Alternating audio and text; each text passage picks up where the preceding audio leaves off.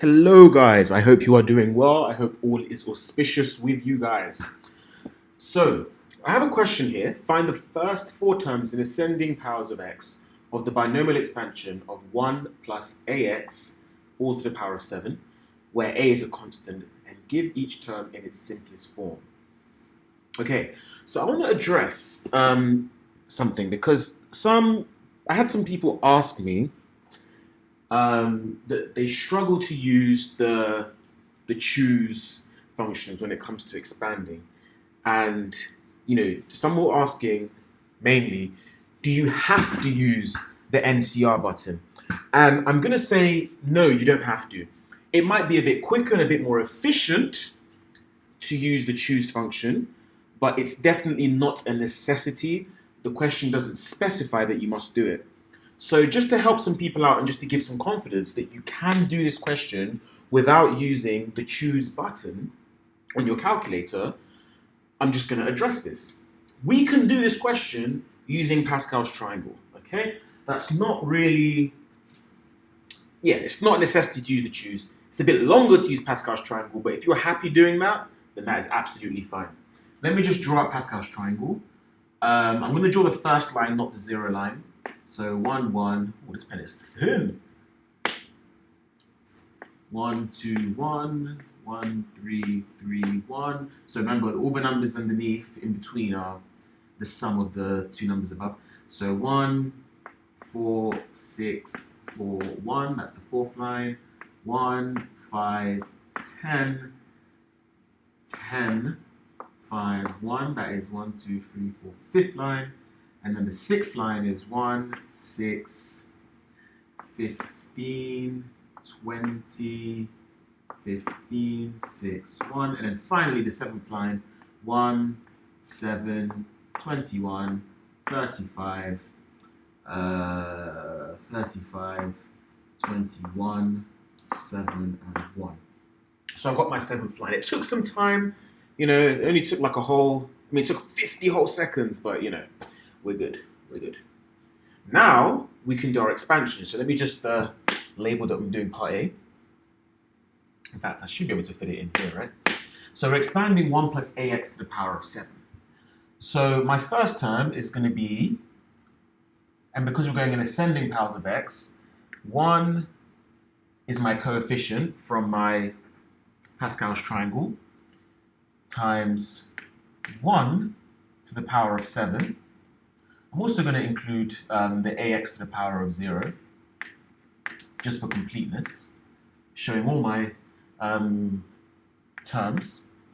Then my next coefficient of Pascal's triangle is there, so that's 7 lots of 1 to the power of 6 times ax to the power of 1, plus the next term, 21, 1 to the power of 5, ax squared, plus my next term, 35, 1 to the power of 4, ax to the power of 3.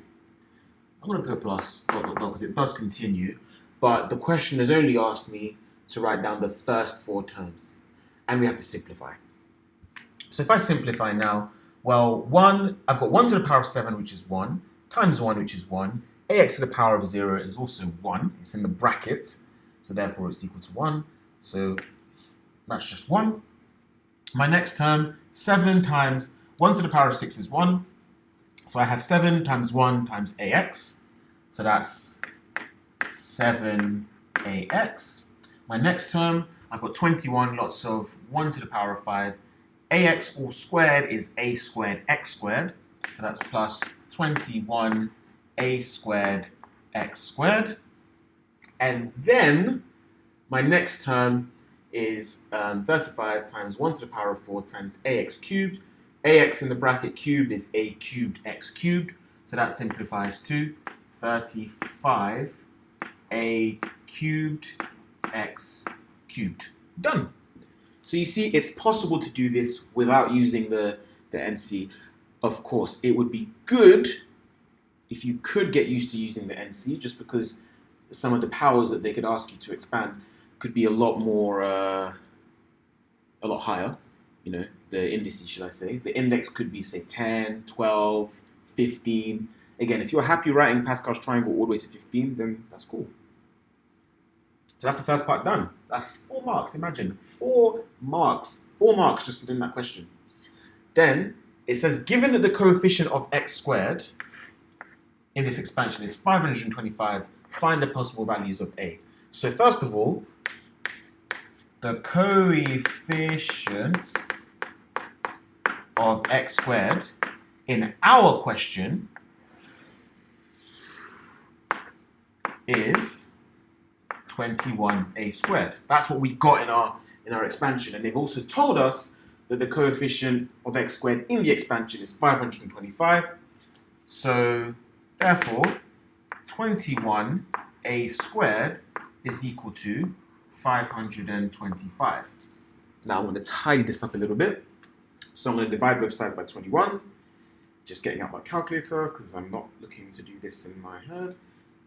Oh, that's convenient. Imagine a squared is equal to 25.